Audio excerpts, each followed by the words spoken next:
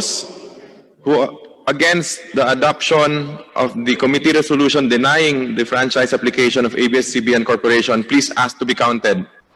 The committee secretary is hereby directed to count the votes and record the same.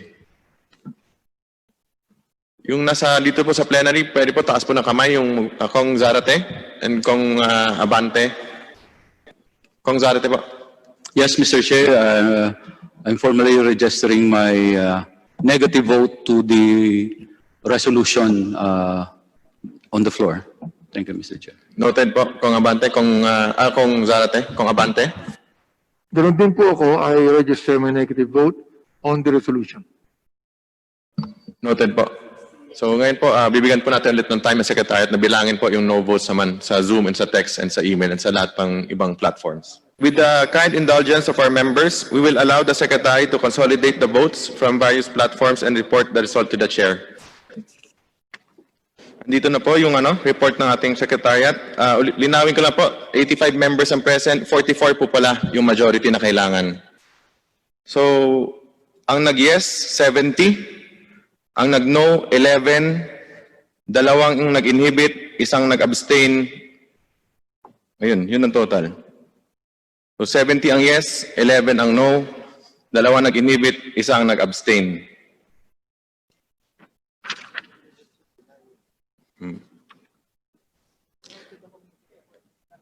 The resolution to deny ABS CBN's franchise application is hereby adopted. Pursuant to Section 49 of the Rules of the House of Representatives, all House bills and House resolutions relative to the grant or renewal of the franchise application of ABS CBN Corporation are hereby laid on the table. The committee secretary is hereby directed to inform all the authors of the bills and resolutions of the decision of the committee in writing, and as far as practicable, though electronic mail within 5 days stating the reasons therefore. Mr. Chair, Mr. Chair, Kong Jonathan. point of clarification lang po. Ano po ba ang ibig sabihin ng laid on the table, Mr. Chair? Comsec. Committee Secretary. Para sir na siya, kill. Maraming salamat, Mr. Chair. Ibig sabihin po, itong usapin patungkol sa pagre-renew ng application ng ABS-CBN ay hindi lang po isinantabi. Ito po ay tinapos na ngayong araw na ito, Mr. Chair. Tama po ba? That is correct. Kong Defensor. Mr. Chair, in parliamentary courtesy, when a bill is being approved, we don't necessarily vote no because we just lay it on the table just to make it stay in the committee. But technically, Mr. Chair, for a franchise application, the effect would be to kill the application of the franchise. But it is still in our rules laid on the table. And Mr. Chair, as this is a historic moment for the House of Representatives and of course for the Filipino nation, I move that all members, Mr. Chair, who voted for the adoption of the committee resolution be made as co-authors. I so move, Mr. Chair. There is a motion to include all members of the committee who voted for the adoption of the committee resolution denying the franchise application of ABS CBN Corporation. Any second? I second, Mr. Chair. Is there any objection?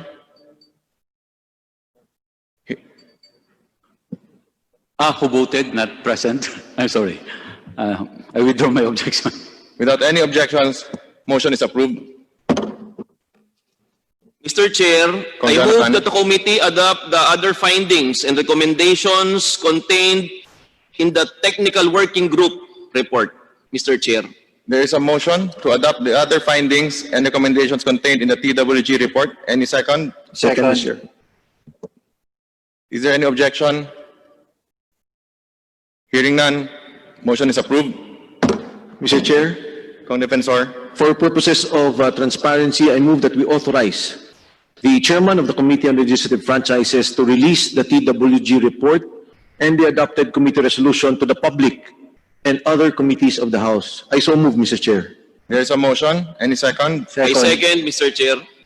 Any objections? Hearing none, motion is approved.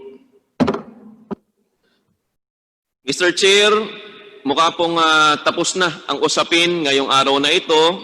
Mr. Chair, I move to adjourn. Mr. Chair, Mr. Chair, Kong Defensor. Let me, before I second the motion, let me just congratulate you, also those who voted no. The members of the minority are all here. Those who have worked in for the 11 hearings, the 12 hearings, Mr. Chair. Let me congratulate you, Mr. Chairman, again, and the TWG group. I second the motion, Mr. Chair. Mr. Chair, before we adjourn, Yes. I just want to be clarified if this committee report will still be. I just want to be clarified if this committee report will still be presented to the plenary, not anymore. Hindi na po. This is it, no? Okay. Mr. Chair, Kong Garin. Mr. Chair, we are in receipt of some text from fellow members from the minority who would like to insert explanation of their vote. Yes, Just a pwede po moment. isubmit na lang po sa committee. Thank you. Thank you, Mr. Chair. As there are no other matters to discuss and there's a motion to adjourn, duly seconded, hearing is adjourned.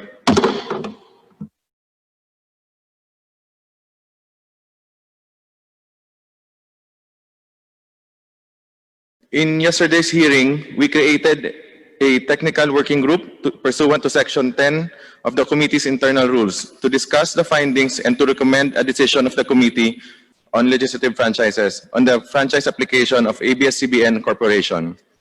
The members of the committee were Honorable Deputy Speaker P.J. Garcia, Congressman X.J. Romaldo, and Congresswoman Stella Luz Kimbo. May we call on Deputy Speaker P.J. Garcia to make a report of the committee of the TWG.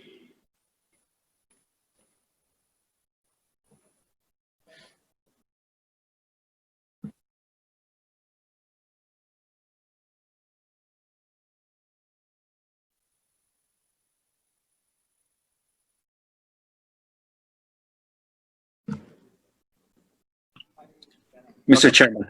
And please proceed po. Yes, I would just like to make a short manifestation on the process undertaken by the technical working group consisting of Congresswoman Stella Kimbo, Congressman X.J. Romaldo, and myself in coming up with its report and recommendation. This is just short because yesterday we witnessed a thorough, comprehensive summation of the arguments on both sides of the question of whether ABS-CBN deserves another grant of the high constitutional privilege of a legislative franchise to operate. It was the culmination of a series of long hearings at which these questions were raised, answered, and debated. So the task of this TWG was to determine initially the likely consensus among members of the whole Committee on Legislative Franchises, and to prepare a report and recommendation for this committee's consideration. In a process that involved intense debates among members of the TWG on all issues, as well as the ultimate recommendation, the TWG determined that the likely consensus among members of this committee was to disapprove the application of ABS-CBN for another franchise. The TWG then proceeded with the invaluable assistance of the committee secretariat to complete a report on the reasons for the disapproval of the application. All members, I understand, have been furnished copies of this report and recommendation and have had sufficient time to study this report and recommendation. Today, this committee will test whether the TWG's determination of the consensus was correct when it votes on this TWG report and its accompanying resolution. If it is approved by the majority of the voting members of this committee, then it becomes a record of this committee's, as well as this House's, full and final action on the application. If it is disapproved by the majority, then it becomes the minority report to what presumably would be a committee report on the various bills for the grant of the application for the consideration of the whole House. I thank you for this opportunity, Mr. Chairman, and I thank all the members of this committee as well as the leadership of the House. Thank you. Thank you, Deputy Speaker Garcia. Mr. Chairman, Kong Mike. Mr. Chairman, first and foremost, let me congratulate you, as chairman of this committee, the Legislative Franchise Committee. Let me congratulate our Deputy Speaker, Pablo John Garcia, Congressman Xavier Jesus Romualdo, and from the minority, Congresswoman Sterilus A. Kimbo. This is a very excellent report, Mr. Chairman. I've read it thoroughly. I therefore move to adopt the committee resolution. There's a motion to adopt. Mr. Chairman, Congressman Zarate. before we act on the motion to approve the technical working group, may I just raise some parliamentary inquiry as to the process of how this report came about? Well, the Deputy Speaker Garcia said they went through a process, no? And he mentioned that kinuha nila yung consensus ng members. May just be clarified how was this done, because there are also, like us, we are ex-officio members. We did not have this opportunity to be consulted by the technical working group, especially that we are also authors of the franchise, no? Renewal of the franchise, Mr. Chair. Kasi nabanggit na ito kahapon ng Chair, no? We did more than 100 hours of hearing, voluminous records, contentious issues, and I think it behooves upon this committee to be informed how exhaustive the discussion was to come up with this 40-page report by the technical working group, Mr. Chair.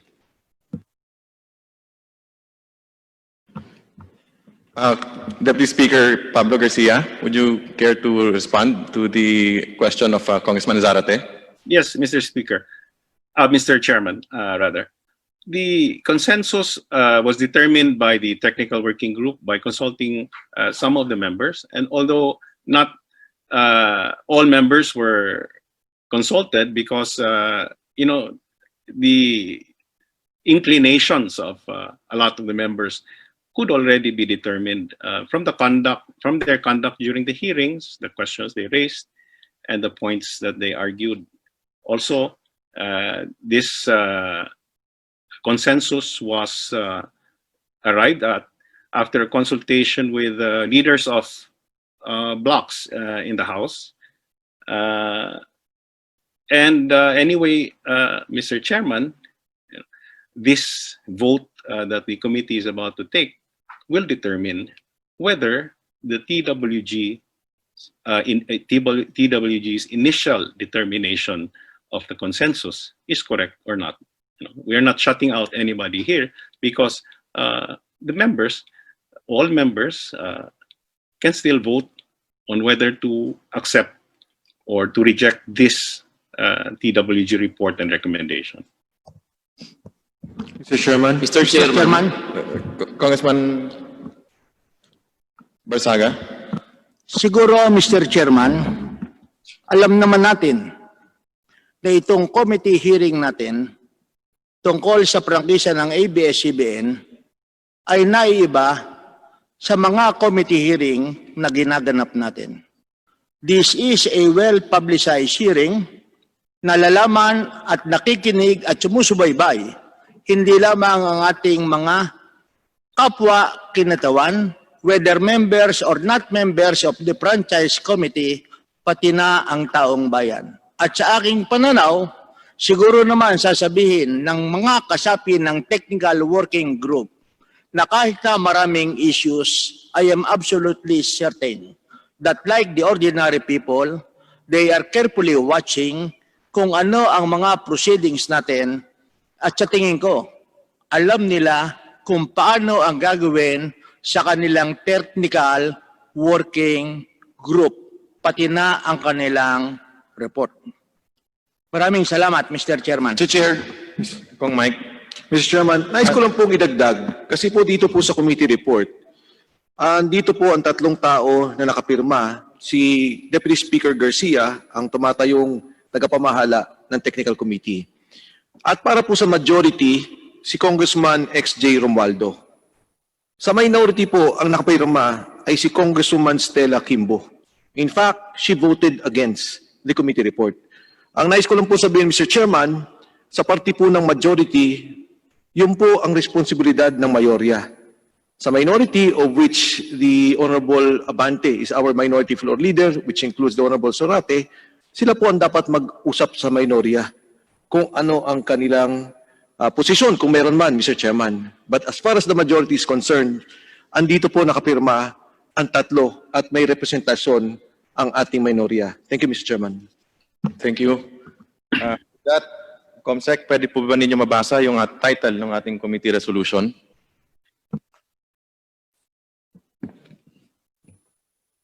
Committee resolution. Resolution denying the franchise application of ABS-CBN Corporation to construct, install, establish, operate, and maintain radio and broadcasting stations in the Philippines.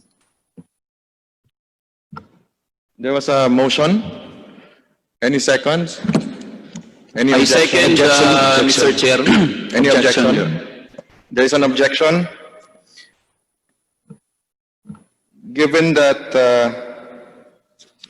meron pong objection, we have to divide the House para po pagbotohan natin. We have 85... Mr. Chairman, point of clarification, Mr. Chair. Kong Alvarado. Mr. Chairman, maaari po bang malaman namin kung ilang boto ang kinakailangan para po pumasa ang committee resolution? Based po sa 85 na committee members at ex-officio members na present, ang kailangan po para manalo is 43. Majority po. 50% plus 1 po. Aba.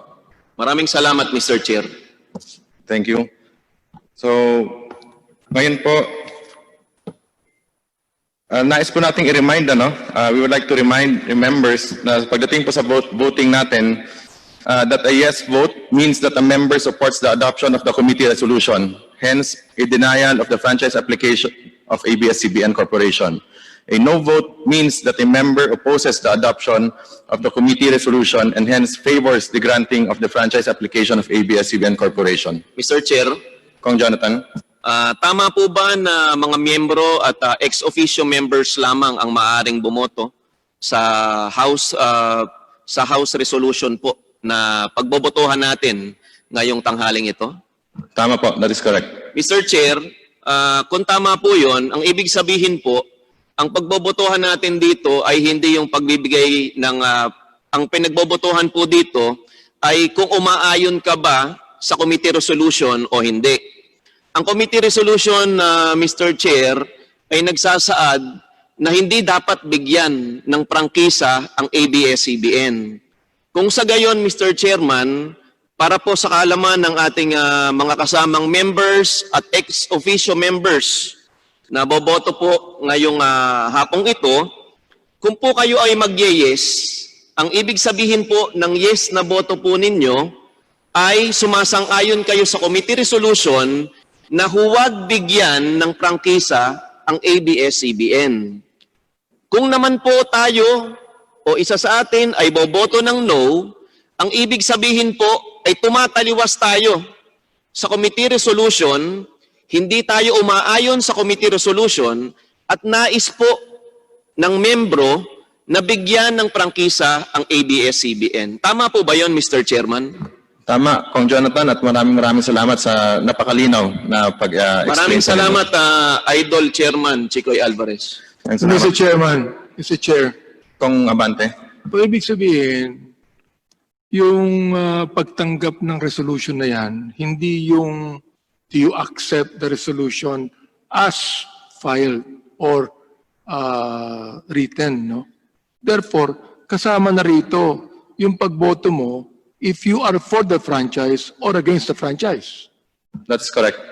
So therefore, Mr. Chairman, pag ang boto po ay no, ulitin ko po pag ang boto po ay no, ibig sabihin that you do not want ABS-CBN to continue. Baliktad po. If you vote no, you are in favor of ABS-CBN to continue. So ganito, kung pabor po ako na magpatuloy ang ABS-CBN, no dapat ang boto ko. Tama po. Kung ayaw ko nang magpatuloy pang ABS-CBN, yes dapat ang boto ko. Tama po. Salamat po, salamat po. Thank you, Kong Abante. Ngayon po, punta na po tayo sa votation. All those in favor of the adoption of the committee resolution denying the franchise application of ABS-CBN Corporation, please ask to be counted. Ilinawin ko lang po, marami tayong manners, hybrid tayo ngayon, manners ng votation.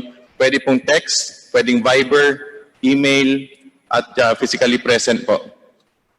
The committee secretary is hereby directed to count the votes and record the same.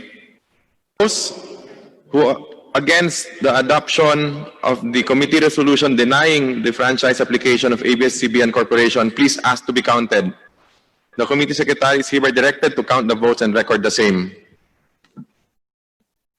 Yung nasa dito po sa plenary, pwede po taas po ng kamay yung Kong Zarate and Kong Abante. Kong Zarate po. Yes, Mr. Chair, I'm formally registering my negative vote to the resolution on the floor.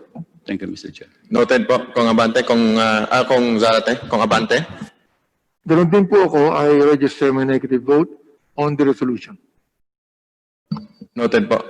So ngayon po, bibigyan po natin ulit ng time ang Secretariat na bilangin po yung no votes naman sa Zoom and sa text and sa email and sa lahat pang ibang platforms. With the kind indulgence of our members, we will allow the Secretary to consolidate the votes from various platforms and report the result to the Chair. Dito na po yung report ng ating Secretariat. Linawin ko lang po, 85 members ang present, 44 po pala yung majority na kailangan. So, ang nag-yes, 70. Ang nag-no, 11, dalawang nag-inhibit, isang nag-abstain. Ayun, yun ang total. So 70 ang yes, 11 ang no, dalawang nag-inhibit, isang nag-abstain.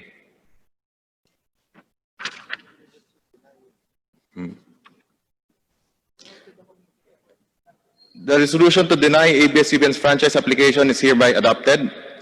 Pursuant to Section 49 of the Rules of the House of Representatives, all House bills and House resolutions relative to the grant or renewal of the franchise application of ABS-CBN Corporation are hereby laid on the table. The committee secretary is hereby directed to inform all the authors of the bills and resolutions of the decision of the committee in writing, and as far as practicable, though electronic mail within 5 days stating the reasons therefore. Mr. Chair, Mr. Chair, Kong Jonathan. point of clarification lang po. Ano po ba ang ibig sabihin ng laid on the table, Mr. Chair? Comsec. Committee Secretary. Para sir na siya, kill. Maraming salamat, Mr. Chair. Ibig sabihin po, itong usapin patungkol sa pagre-renew ng application ng ABS-CBN ay hindi lang po isinantabi. Ito po ay tinapos na ngayong araw na ito, Mr. Chair. Tama po ba? That is correct. Kong Defensor.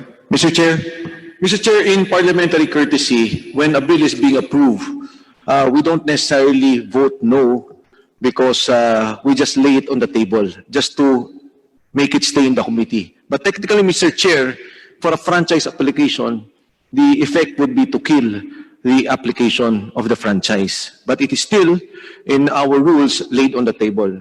And Mr. Chair, as this is a historic moment for the House of Representatives and of course for the Filipino nation, I move that all members, Mr. Chair, who voted for the adoption of the committee resolution be made as co-authors. I so move, Mr. Chair. There is a motion to include all members of the committee who voted for the adoption of the committee resolution denying the franchise application of ABS-CBN Corporation. Any second? I second, Mr. Chair. Is there any objection? Who voted, not present? I'm sorry. I withdraw my objection. Without any objections, motion is approved. Mr. Chair, I Jonathan. move that the committee adopt the other findings and recommendations contained in the technical working group report, Mr. Chair. There is a motion to adopt the other findings and recommendations contained in the TWG report. Any second? Second, Mr. Is there any objection? Hearing none, motion is approved. Mr. Chair, Kong Defensor. for purposes of transparency, I move that we authorize the chairman of the Committee on Legislative Franchises to release the TWG report and the adopted committee resolution to the public and other committees of the House. I so move, Mr. Chair. There is a motion. Any second? I second, Mr. Chair. Any objections? Hearing none, motion is approved. Mr. Chair, mukha pong tapos na ang usapin ngayong araw na ito. Mr. Chair, I move to adjourn. Mr. Chair, Mr. Chair, Kung defensor. let me, before I second the motion, let me just congratulate you, also those who voted no, the members of the minority are all here, those who have worked in for the 11 hearings, the 12 hearings, Mr. Chair. Let me congratulate you, Mr. Chairman, again, and the TWG group. I second the motion, Mr. Chair. Mr. Chair, before we adjourn, Yes. I just want to be clarified if this committee report will still be. I just want to be clarified if this committee report will still be presented to the plenary, not anymore. Hindi na po. This is it, no? Okay. Mr. Chair. Congarin. Mr. Chair, we are in receipt of some text from fellow members from the minority who would like to insert explanation of their vote. Yes, Just a pwede moment. po isubmit na lang po sa committee. Thank you. Thank you, Mr. Chair. As there are no other matters to discuss and there's a motion to adjourn, duly seconded, hearing is adjourned.